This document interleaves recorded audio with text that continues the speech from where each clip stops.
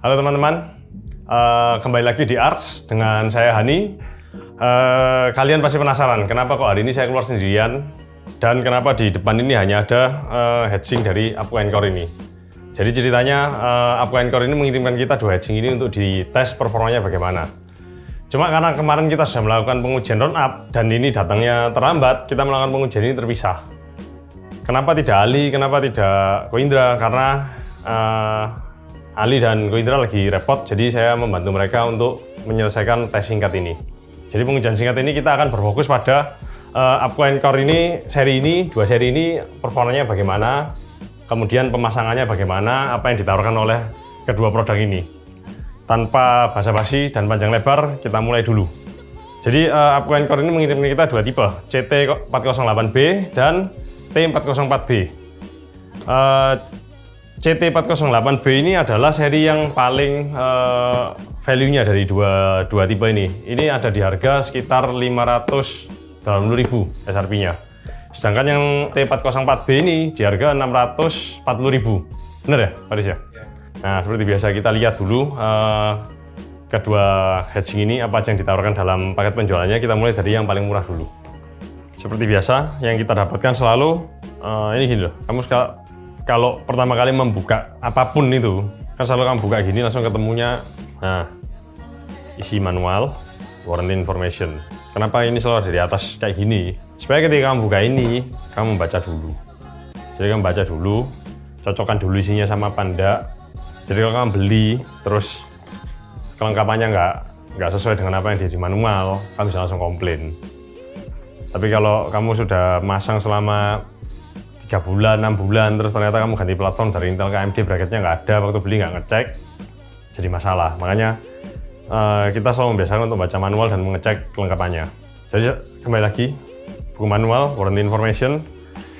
Warranty information di sini, Apco itu menuliskan kalau dia akan memberikan garansi 2 tahun. Tapi dia juga menulis kalau misalnya ada masalah dengan produkmu, yang diperlukan adalah invoice pembelian. Jadi kamu harus punya invoice pembeliannya untuk mengklaim garansinya. Ini kotak untuk equipment-nya. Nah, buku manual itu yang perlu kita lihat adalah komponen di dalamnya ini ada apa aja.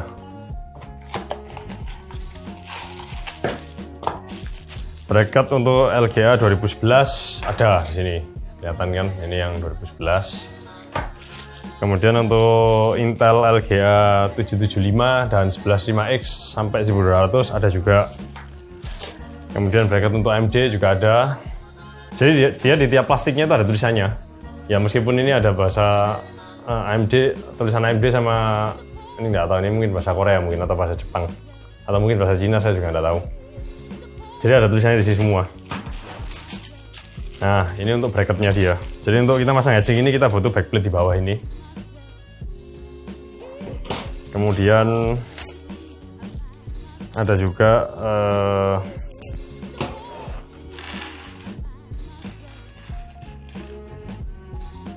klip dan murnya untuk bracket. Nah, kalian bisa lihat seperti ini bentuknya. Kemudian ada plastik clip. Plastik clip ini kita diberikan 8. Jadi ada yang warnanya hitam dan merah. Yang merah ini untuk Intel, ada tulisannya. Dia ada grafirnya di sini Intel. Yang biru, yang hitam ini AMD. Yang kalian harus perhatikan kalau masang Intel ya pakai merah, AMD pakai hitam. Jadi jangan sampai kebalik. Oke, kelengkapannya sudah sesuai dengan yang ada di buku manual. Kemudian harusnya di sini ada thermal paste ya, cuma thermal paste kita sudah pakai, jadi kita nggak tunjukkan di sini. Thermal paste-nya dia yang bentuk saset. Nanti akan kelihatan di yang untuk CT404B-nya. Dia di packing dalamnya dia pakai styrofoam ini dan dikasih plastik. Kertas plastik. Bukan kertas plastik, nggak ada kertas plastik. Bungkus plastik. Oke. Ini bentuk heatsink-nya seperti ini. Jadi dia heatsink dengan fan 12 cm. Dia RGB, sudah auto, jadi kita nggak pakai controller 4 pin atau 3 pin. Jadi langsung auto menyala tanpa kita bisa ngatur efeknya apa. Fan-nya 12 cm RGB. Top covernya dia ini juga RGB juga. Nanti ini akan ada aksennya menyala di sini. Base-nya dia direct headlight touch, ada 4 dan dia rata, nggak ada gapnya. Nah kemudian ini yang perlu kalian tahu, kenapa kok dark headpipe touch itu yang di bawah warnanya emas, terus ada aluminiumnya, dan yang di pipanya ini warnanya hitam. Jadi begini, headpipe itu sebetulnya bentuk dasarnya dia itu tembaga. Jadi kalau tembaga murni warnanya copper gold seperti ini.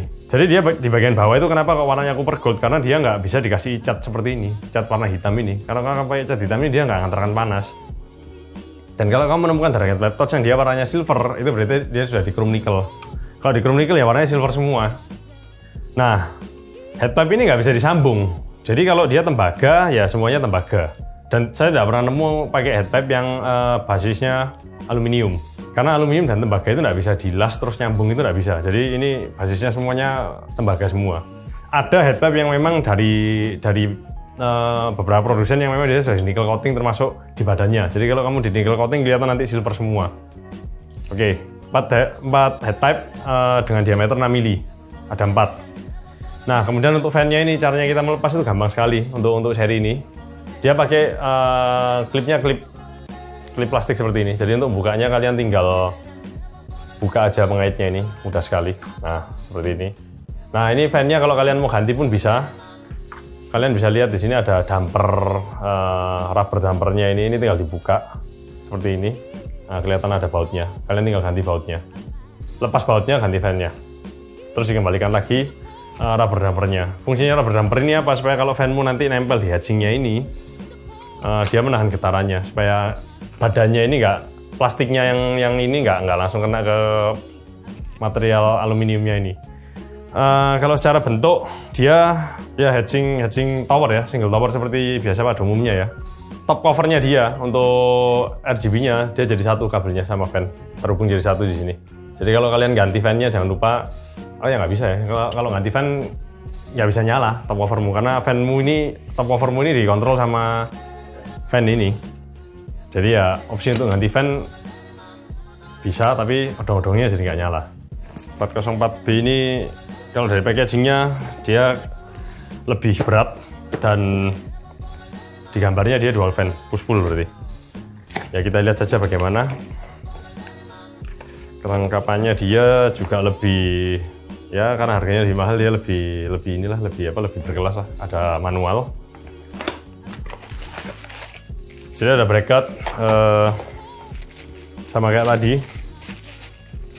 Bracket untuk Intel dan AMD. Ini yang sudah terpasang ini punyanya Intel, merah kelihatan.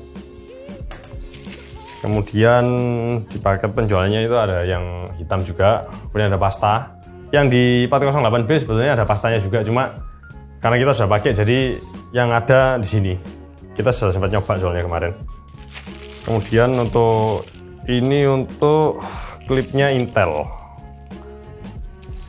Ini klipnya Intel, bracketnya Intel sama bautnya. Bautnya ada 4. Bautnya 4. Kemudian ada untuk LGA 2011. LGA 2011 ini untuk X79, X99, X299. Ya meskipun barang-barang itu bakal jadi barang-barang yang fancy sekali karena sudah ada penggunanya. Dan kemudian itu bracket untuk AMD. Nah, kelengkapannya dia lebih banyak dan lebih disendirikan. Jadi ada packaging satu-satu.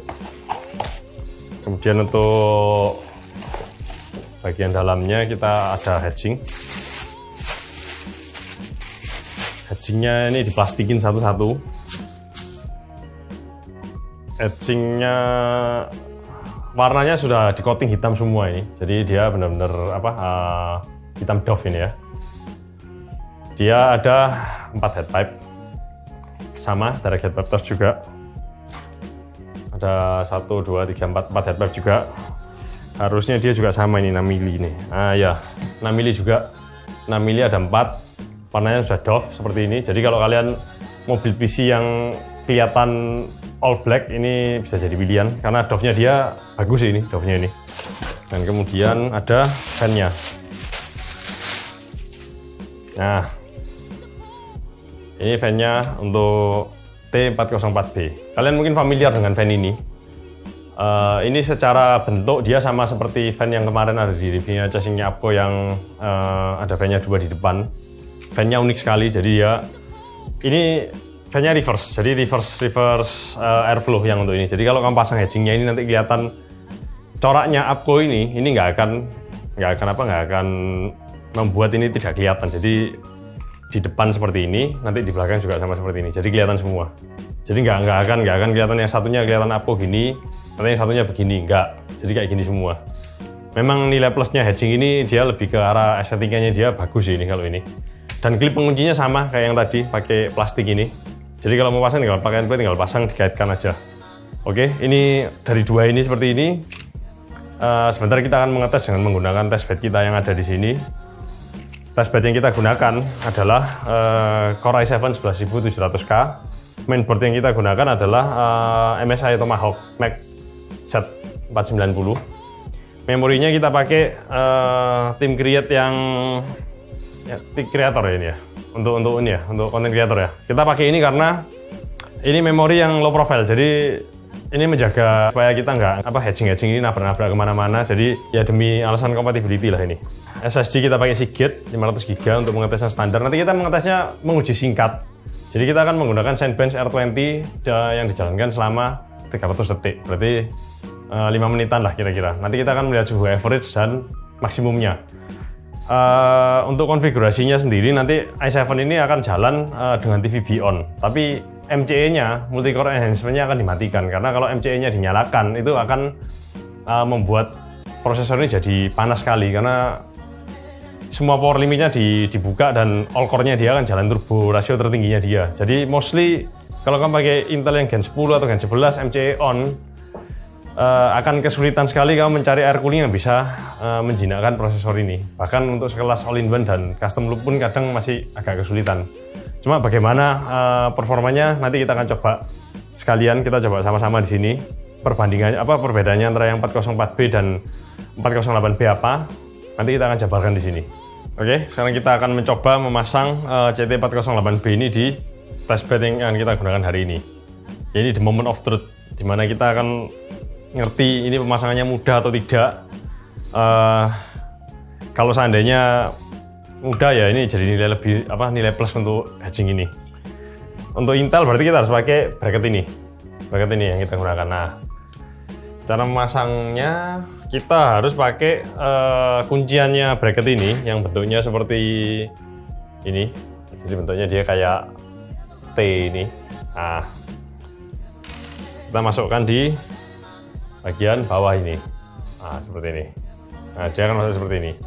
Dan kemudian ini fungsinya plastik clip ini. Plastik clip ini kita masukkan, jadi yang ada plat besi ini, dia harus masuk ke lubang yang ini. Ya memang caranya agak sedikit barbar, jadi ya kita harus mengeluarkan extra effort untuk menekan ini supaya masuk. Nah, jadi kalau menurut saya kalau mau dibilang ini gampang atau susah, gampang-gampang susah sih sebetulnya. Sebetulnya masang hedging nggak ada yang benar-benar pure gampang sampai kamu tidak membutuhkan effort apa-apa, yang nggak ada. Jadi kita nggak bisa menjustifikasi karena ini masangnya klipnya ruwet, butuh tenaga. Ini nggak oke nih. Hedging ini nggak oke karena pemasangannya nggak mudah. Ya enggak, kalau menurutku ya hidup ini susah bos. Hidup butuh usaha. Jadi ya apapun yang kamu lakukan kamu butuh usaha, butuh effort. Susah itu kalau sampai kamu masang ini butuh waktu berjam-jam, itu susah. Tapi kalau cuma sebentar kayak gini ya enggak lah. Sekalian olahraga lah ini kira-kira. Nah, ini kalau sudah terpasang bentuknya akan seperti ini. Klip plastik merah ini fungsinya untuk nyetel kunciannya bracket ini. Jadi kalau kita pakai 1200 11.5X, kita masukkan ke 11.5X ini. Nah, seperti ini. Kalian bisa lihat. Keempat sisinya ya. Nah, kalau sudah masuk semua, sekarang gantian kita masang pengait hedgingnya. Pengaitnya pakai ini, punya Intel. Dan cara masangnya sih gampang sih. Ada murnya ini, kita tinggal pasang aja. Yang pasti masangnya jangan sampai kebalik, karena ini kan menghadap ke bawah, jadi masangnya seperti ini. Kadang kita nggak sadar masangnya kebalik seperti ini. Nah kalau kebalik seperti ini, karena kan ini menghadap ke matanya kita. Kalau masang seperti ini, nanti masangnya kayak gini. Kayak gini kan nggak bisa dibaut ini. Jadi masangnya tinggal masang ini sama timur aja.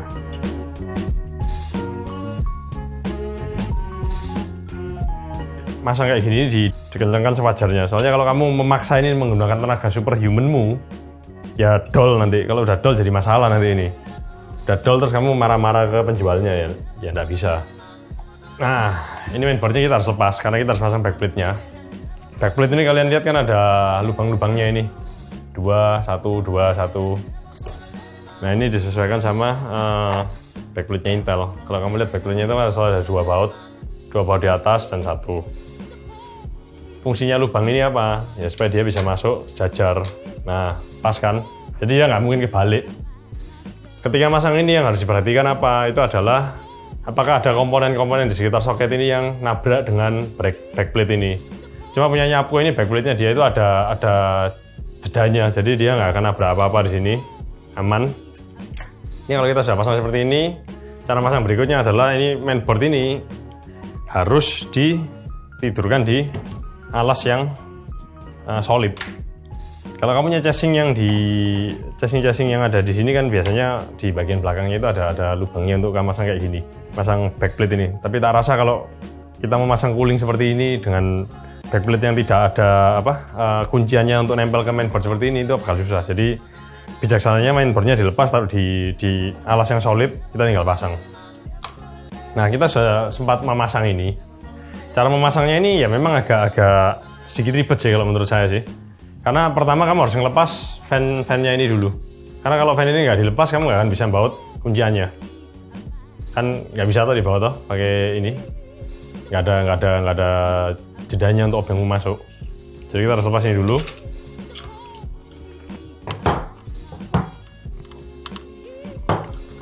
Ya ini kalau dibilang mudah atau tidak, ya mudah, cuma ribetnya apa? Karena kita harus ngelepas fan-nya. Nah, seperti biasa saya kalau ngetes heatsink, base-nya selalu saya bersihkan dulu, baik prosesor maupun heatsinknya. Pengaplikasian pasta seperti biasa, kita selalu pakai metode X. Cuma nanti di sini kita akan kasih lihat metode X sama metode apa itu namanya, biji jagung. Kira-kira mana yang paling bener. Nah, untuk awal kita coba pakai metode biji jagung dulu aja. Metode biji jagung itu berarti kamu cuma masang pasta satu blok seperti ini. Nanti kita lihat apakah itu bisa menyebar dengan rata atau tidak.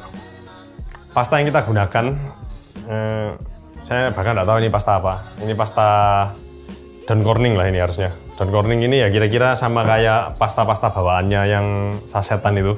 Cuma karena yang sasetan sudah habis, kita pakai yang kalau saset plastik itu habis, kita pakai yang tubingan ini. Moreless sama. Nah, kalau kita sudah kasih pasta, sekarang kita tinggal pasang ini ke sini. Oh ya, lupa. Untuk bracketnya Intel, ini kalian harus cek ininya. Posisi rumah bautnya ini. Ini dia bisa untuk LGA 775 sampai 1366. Jadi ya disesuaikan dengan soketmu ini. Jadi kalau yang paling masuk ke dalam itu adalah LGA 775. Yang paling luar itu 1366. Jadi 115X dan 1200 ada di tengah-tengah. Ini untuk mempermudah hidup, kamu harus align dia di tengah supaya gampang. Jadi kalau sudah selesai kamu pasang ini align bracketnya, kita tinggal pasang aja. Cara paling mudah adalah kamu lining ini sebelum dipasang ke bracketnya. Tapi kalau misalnya waktu pasang bracket kayak gini kamu kesusahan, ya di adjust ulang. Cuma ini lebih susah lagi karena space-nya kan terbatas sekali. Kalian bisa lihat ini kan nggak terlalu kenceng. Nah, jadi kita harus kencengkan manual. Nah, oke, ini sudah masuk. Jadi saya selalu memastikan kalau kunciannya ini dengan bracketnya sudah masuk semua, baru saya baut. Kalau enggak, biasanya nanti kamu sudah baut 1-2 penguncinya ini, nanti yang lainnya jadi melingsih lah. Sorry, orang Surabaya. Jadi kebiasaannya pakai bahasa Jawa. Melingsih itu melenceng. Nah, ini kamu bisa lihat di manual. Kembali lagi ke manualnya. Di manualnya ini ada petunjuk paling penting untuk kamu masang heatsink, pengunciannya. Nah, ini kamu bisa lihat nih. Nah, ngunci heatsink ini sama kayak kamu ganti bannya mobil atau ban kendaraan apapun. Kuncinya harus hilang. Supaya tekanannya, kenapa harus hilang? Supaya tekanannya merata. Ini kalau baca ini satu kekurangannya heatsink ini. satu kurangnya hatching ini kita nggak bisa masang ini pakai obeng yang kecil seperti ini. Jadi kita harus sedia obeng yang panjang. Karena untuk masang pengunci yang di sini di bawah topinya RGB-nya ini kita harus pakai ini. Karena kalau pakai ini, nah kita nggak ada tenaga untuk muter obengnya. Jadi tenaganya kurang. Lebih bijaksana pakai ini. Nah oke, kita pasang. Kalau masang hatching saya biasanya masang itu selalu silang dan tidak pernah saya kencangkan semua sisi-sisinya. Jadi satu sisi itu pokoknya dipasang dulu supaya dia sudah terpasang kayak gini ya sudah, dibiarkan dulu. Empat-empatnya harus masuk dulu ke rumah bracketnya, baru nanti kita kencangkan. Kalau sudah gini biasanya saya selalu ngecek, nah ini sudah masuk apa belum. Kalau sudah masuk baru saya berani mengencangkan lebih lanjut. Nah ini kan kalau kamu pakai obeng panjang kan enak. Coba kalau pakai ini, nah, nggak bisa muter kan, susah. Ya lebih mudah pakai obeng panjang kayak gini. Nah terus triknya, kalau kalian tanya ke saya, ini apakah sudah seret, sudah kencang apa belum? Seberapa kencang? Kalau saya gampang. Patokannya selama kamu muter obengmu ini masih bisa muter ya sudah. Berarti dia belum kencang. Sampai pada dia berhenti, ketahan. Kayak ini sudah mendekati ini sudah. Bisa mau klimaksnya ini. Nah, ini sudah nggak bisa diputer. Ini pakai tenaga normal. Kita nggak pakai sampai ngeweden. Ini harus sampai masang ini nggak. Diputer gini nggak bisa, sudah berhenti. Ini sudah cukup ini. Kan ada beberapa orang yang sampai diputer sampai dia sekuat tenaga, itu nanti akan membuat backplate-mu ini yang di bawah ini jadi rusak. Karena backplate ini kan pada dasarnya plastik ya. Plastik tenaganya nggak akan sama kayak tenagamu. Ini sudah terpasang semua. Berikutnya kita tinggal masang fan-nya. Nah fan-nya ini kan kita harus extra effort lagi untuk masang odong-odongnya ini. Memang kalau mau cantik itu perlu usaha. Ya, ini salah satu usahanya. Ribet masang kabel.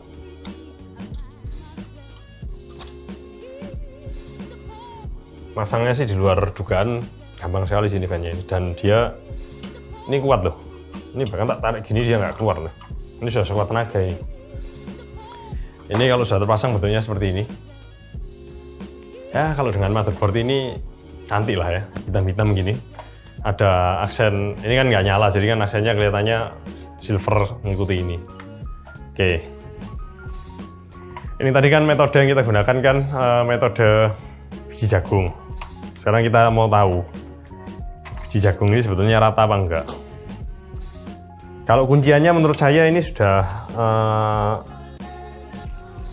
oke. Kalau secara tekanan dia oke karena ada di bracketnya ada di klip penguncinya ada pairnya. Jadi kuncinya untuk hatching supaya bagus itu harus ada daya pegasnya untuk menekan ke bawah. Ini sudah oke kalau menurut saya. Cuma yang saya nggak serak itu backplate-nya. Karena backplate-nya bukan nggak serak karena jelek ya, tapi karena backplate-nya untuk masang ini kita harus bongkar mainboard ini ke alas yang solid ini. Cuma ya perjuangan lah, yang perlu perjuangan.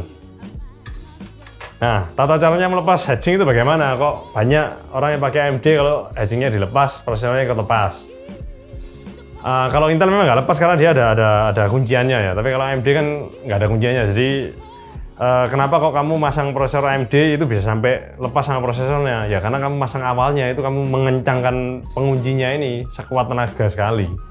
Ketika itu sudah dikencangkan sekuat tenaga sekali dan itu pastanya kering, itu jadi kayak lem.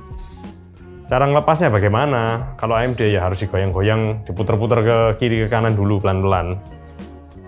Tidak dengan cara barbar. Kalau kamu dengan cara barbar pasti rusak semua itu nanti.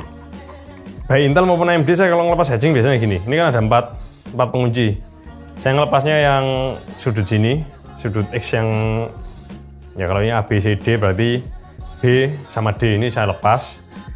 Ini saya longgari benar longgar sampai lepas. Nah, kalau AMD biasanya triknya kalau saya, pengalaman saya, satu sisi ini biarkan tetap nempel, nggak perlu dilepas. Yang satu ini kita lepas semua. Jadi 3 penguncinya ini kita lepas.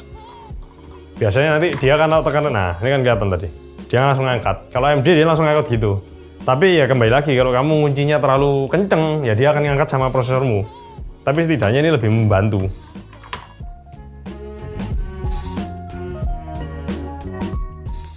Nah, ini kalau metode biji jagung, keluarnya seperti ini.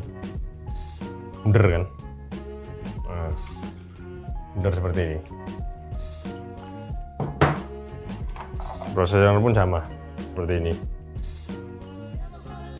Nah, bunder. Nah, kita kalau mau tahu ini optimal apa enggak, ya kita harus lihat prosesor itu core-nya ada di mana. Kalau dia mengcover core prosesormu ya aman, tapi kalau enggak ya enggak. Nah, sekarang kita coba metode X. Metode X ini kita coba, nanti sekalian kita ngetes pengujian. Nanti setelah pengujian kita bongkar, baru kita lihat X ini jadinya gimana. Oke, metode X seperti ini, seperti biasa, metode favorit saya. Cara tergampang, tercepat untuk mengetahui apa yang nggak beres. Kita pasang, karena tadi sudah ditunjukkan tutorialnya, sekarang kita ngebut masangnya, supaya nggak buang-buang waktu. Oh ya, kelupaan. Ini untuk ground clearance memorinya. Jadi kalau kalian pakai memori yang low profile, ini bisa masuk. Ini ya low profile pada dasarnya, ini yang low profile sekali ya. Low profile sekali ini masuk, cuma mungkin agak nabrak sedikit, tapi tidak ada masalah. Jadi kalau kalian pakai RAM yang head splitternya tinggi-tinggi, pasti nggak bisa kepasang 4 slot. Jadi kalian harus pasang di slot yang belakangnya. Oke, untuk test bench yang kita gunakan, saya ulangi sekali lagi. Kita menggunakan Core i7 11700K. Motherboardnya menggunakan MSI Mac Z490 Tomahawk. SSD menggunakan Seagate 500GB dan memorinya pakai T-Create 16GB yang low profile. Untuk Windowsnya kita menggunakan Windows 10, Cinebench R20 untuk program pengujiannya, dan monitornya kita menggunakan HP Info. Nah, seperti yang kalian lihat ini idle-nya dia ada di 30 derajat something. Cuma kalian harus ingat, kita ruangannya untuk ngetes di sini kalau live test ini kita di studio. Studio ini suhunya sekitar berapa ya? 24 derajatan lah kira-kira. 24 sampai 25-an lah. Oke, kita jalankan ini selama 5 menit. Run. Nah, sambil menunggu, kita membahas tadi yang pasta. Jadi kalian bisa lihat kalau pastanya kita kasih yang sebiji jagung, keluarnya bagaimana. Dan kalau kalian pakai X, nanti keluarnya bagaimana. Itu implementasinya di tiap prosesor beda-beda. Kalau Intel, karena dia luas penampangnya kecil, jadi kalau kalian pakai X, itu pasti akan nyebar rata semua. Jadi itu kalau kalian pakai yang luas penampangnya tambah besar, itu akan kelihatan sekali. Hedgingmu itu base-nya rata atau tidak, atau head splitternya CPU ini ada anomali atau tidak. Saya biasanya menilainya menggunakan metode-metode seperti itu. Tapi kalau kalian pakai blob yang di Intel tadi, kalian lihat biji jagung itu, mungkin dia akan mengcover kira-kira 70% dari head splitternya ya, karena penampangnya kecil. Jadi Intel kalau menurut saya loh ya, kalau kamu pakai yang biji jagung atau X, itu kurang lebih hasilnya tidak akan sesignifikan itu. Beda dengan AMD. Kalau AMD akan kelihatan beda sekali. Karena letak core-nya pun beda antara Intel dan AMD. Oke, ini kita sambil menunggu. Ini baru jalan 2 kali. Ya kita lihat saja berapa suhunya.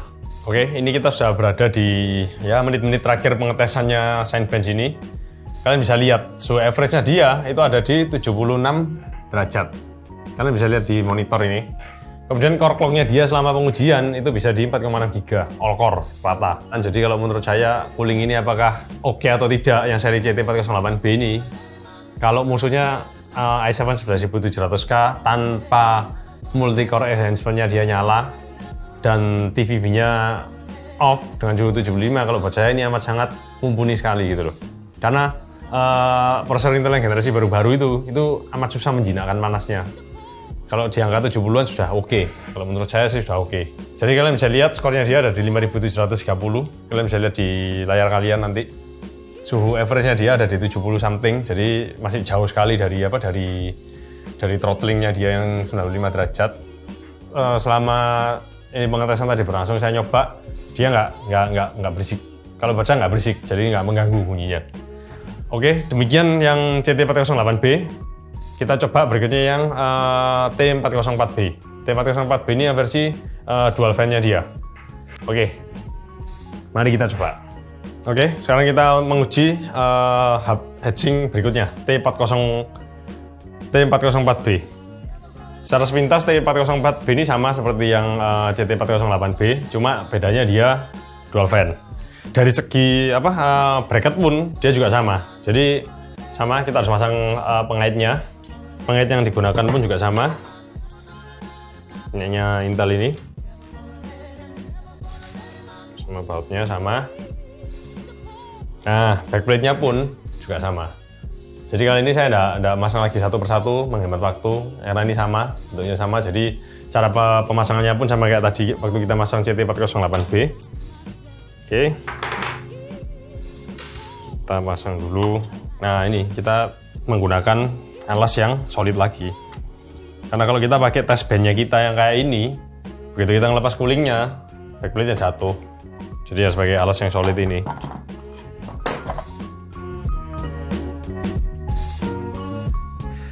Cara pemasangannya pun sama. Kalau kita sudah pasang backplate-nya, kita sudah pasang kakinya seperti ini. Kita mengadjust murnya ini sesuai dengan LGA 11 5X kalau 1200. Nah, cuma tadi saya lupa ngomong. Karena pengujian standarnya kita kalau sama menguji hatching kita selalu pakai KPX, berarti pasta pun yang kita pakai KPX. Jadi untuk menjaga supaya hasilnya itu standarnya sama semua. Jadi in case besok-besok kita mau mereview ulang, memasukkan data-data ini, kita punya satu standar baseline yang sama. Nah, kalau pakai yang 404B ini, kita mau pakai obeng yang pendek kayak gini, bisa, aman, nggak ada masalah. Karena nggak ada penghalangnya. Jadi tergantung kalian cocoknya pakai obeng pendek apa obeng panjang, terserah.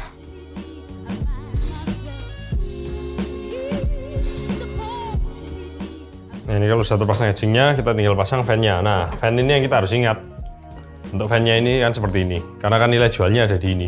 Bentuk fan yang unik ini. Jadi jangan sampai kebalik masangnya. Ini pun sama, kalau kalian mau mengganti fan-nya sama kayak yang tadi 408B, jadi dia ada damper karetnya ini tinggal dilepas, nanti kelihatan bautnya udah. Nah, seperti ini. Nah, cuma kan nggak mungkin kita beli ini terus mau ganti fan-nya, kan sayang sekali gitu loh. Kan ini yang nilai jualnya ada di fan-nya yang unik ini. Oke, kita tinggal pasang fan-nya. Pemasangan fan-nya pun cukup mudah karena dia pakai klip. Jadi kita tidak perlu mengeluarkan tenaga yang amat sangat besar sekali, tinggal diklip aja selesai. Jadi aja sudah terpasang seperti ini bentuknya. Nah, ya kalau sepintas dilihat sih ini bentuknya kokoh ya, karena tebal sekali. Dan karena motherboardnya hitam, coolingnya hitam, ya jadi kelihatan matching sekali. Nah, untuk pengujian ini saya tidak menyalakan RGB-nya, cuma nanti akan ada B-roll-nya yang menunjukkan efek RGB-nya. Ini untuk clearance memorinya, sebentar. Oh, clearance memorinya sama seperti yang 408 tadi, jadi kamu harus pakai memori yang low profile. Kalau kamu pakai memori yang profilnya tinggi, dia akan nabrak ke fan-nya ini, karena hatching-nya dia nggak mundur ke belakang. Sama kalian pakai low profile, 4 slot bisa diisi penuh, tapi kalau pakai yang profilnya tinggi-tinggi, ya slot kedua dan keempat. Oke, sekarang kita sudah pada pengujian di pengujian kedua dengan T404B dengan test band yang sama, software yang sama, dan waktu pengujian yang sama juga. Ini sementara sudah berjalan selama 2 menit setengah, jadi kurang 2 menit 30 detik lagi. Nah, sambil menunggu ini selesai, kita coba ngobrol mengenai pemilihan hatching, lebih baik yang 2 fan atau 1 fan. Itu semua tergantung. Jadi kalau kalian melihat 2 fan dan 1 fan ini kan tergantung prosesnya mau pakai apa, itu pertama. Yang kedua, kamu harus bisa membaca spesifikasi dari manufaktur. Contohnya kalau yang 408B tadi yang 1 fan itu dia TDP-nya 150 watt, sedangkan yang 2 fan 170 watt. Nah, berarti kan kalian bisa melihat kalau ada peningkatan dalam kemampuannya dia untuk melepas panas antara yang 1 fan dengan 2 fan. Jadi kan kita pengujian pakai i7 ini sekarang. i7 ini kalau kita melihat speknya Intel, itu TDP-nya dia ada di 125 watt. Cuma membaca TDP ini agak tricky, antara Intel dan AMD berbeda-beda. Jadi take it for granted ya. Jadi kalau Intel itu 125 watt, itu tanpa multi-core enhancement-nya dia nyala. Dan selama motherboard-nya dia mengizinkan untuk jalan dengan TDP segitu. Kalau enggak, dia akan turun lagi di bawahnya itu. Nah, kalau nanti kalian tanya ke saya 2 fan atau 1 fan mana yang bagus? Kalau misalnya chasing-nya gede, dan ada banyak sekali kabel-kabel yang jalan kemana-mana. Kalau saya lebih senang pakai yang push pull, karena push pull ini akan lebih membantu untuk mendorong panasnya keluar dari casing. Tapi kalau casing kalian itu compact sekali dan space-nya terbatas, ya pakai yang satu fan kayak 408B itu, dibantu dengan fan casing di belakang itu yang 12 cm biasanya kalau ada. Kalau nggak ada ya sudah. Nah, cuma kalau bagus yang mana? Kalau kita melihat hatching hari ini, cooler hari ini, semuanya kan kembali ke penampilan. Karena yang pertama kali kamu lihat untuk membeli cooling itu nggak mungkin performanya. Yang pertama mungkin yang kamu lihat pertama kali itu mungkin modelnya. Yang kedua baru harganya. Nah, jadi bagus yang mana itu disesuaikan kembali dengan kamu pakai prosesor apa, budgetmu berapa, kamu kepingin yang modelnya seperti apa. Oke, ini kurang 30 detik kita akan lihat. Tapi sepintas kita ngecek ini jalan, suhunya ya kurang lebih sama dengan yang 408B, cuma yang 404 ini dia lebih banyak di angka 70 something lah. Dia nggak banyak lewat ke 80. Cuma kalau per average-nya dia kurang lebih sama. Nah, itu menjawab pertanyaannya kenapa kamu pakai yang satu fan dan dua fan dengan yang ini. Itu nggak ada bedanya karena TDP-nya Intel ini cuma 125 dan kita tanpa multi-core enhancement on. Jadi benar-benar pure TDP-nya Intel ini yang kepake. Dua-duanya sama-sama bisa mengatasi panasnya ini. Tapi kalau kamu pakai i9 nanti akan lain ceritanya. Yang ini pasti akan lebih dingin daripada pakai yang 408B. Nah, oke. Ini tesnya sudah selesai. Kita bisa lihat average-nya dia, core temperature itu ada di 74. Fan-nya dia yang digunakan sama pengujian ini RPM-nya ada di 1300. Jadi dia lebih silent daripada yang 408B tadi. Jadi kita sampai pada penghujung dari konten ini, kesimpulannya. Kesimpulannya mending mana? 408B atau 404? T404B. Kalau buat saya, dari kedua ini selama kita menggunakan prosesor yang TDP-nya masih di bawahnya ratingnya dia, tidak akan ada bedanya, tidak akan kelihatan perbedaannya. Ini baru kelihatan kalau kamu pakai prosesor yang di atasnya i9. Kalau buat saya begini, tadi saya kelupaan ngomong. Jadi yang CT404B ini, dia juga sudah RGB-nya langsung menyala. Cuma bedanya dia bisa diatur dengan softwarenya mainboard. Kalau kamu punya mainboard yang ada port addressable RGB-nya. Jadi begini, kalau buat saya, Upco ini sebetulnya memang kalau buat saya harganya memang ada harganya nggak murah. Cuma ini bisa jadi solusi buat kalian yang punya komputer zaman dulu, zaman jadul itu. Kan kamu bisa melihat supportnya, bahkan LGA 775 ada, 1366 ada, 2011 ada. Itu semua mainboard yang tidak ada port RGB atau addressable RGB. Jadi kalau kalian pengen mengupgrade penampilan komputer jadul kalian yang bahkan LGA 775 itu Core 2 Duo, Core 2 kuat. Kalian yang susah move on dengan hardware lama itu dan pengen punya odong-odong, pakai ini jadi solusi. Karena lebih murah kamu beli ini daripada kamu upgrade semuanya hanya untuk mencari odong-odong. Cuma kembali lagi, satu fan dan dua fan itu kembali ke kalian, disesuaikan dengan budget kalian, prosesor yang akan kalian pakai. Jadi Upco kalau buat saya ini sudah bisa memberikan solusi untuk kalian yang mau mencari cooling odong-odong, tapi dengan performa yang mumpuni, dan kita bisa melihat dari hasil pengujian tadi tidak throttling dan ya suaranya juga nggak berisik juga. Kalau masalah harga, mahal murah, bisa dibeli atau tidak, kondisi ekonomi tiap orang beda-beda. Semuanya kembali ke kalian. Cuma bijaksanalah dalam memilih barang, disesuaikan dengan budget kalian. Jangan sampai kalian maksa beli ini, kemudian kalau tidak sesuai harapan nanti kalian ngomel-ngomel. Nah, sekian kesimpulan dari kita tim Ars. Kalau kalian ada masukan-masukan untuk pengujian-pengujian seperti ini, kalian bisa tulis di komentar di bawah. Oke, sekian pengujian singkat kita untuk produk dari Upco Encore CT408B dan CT404B. Saya Hani, saya undur diri dulu, sampai jumpa di lain kesempatan. Bye-bye.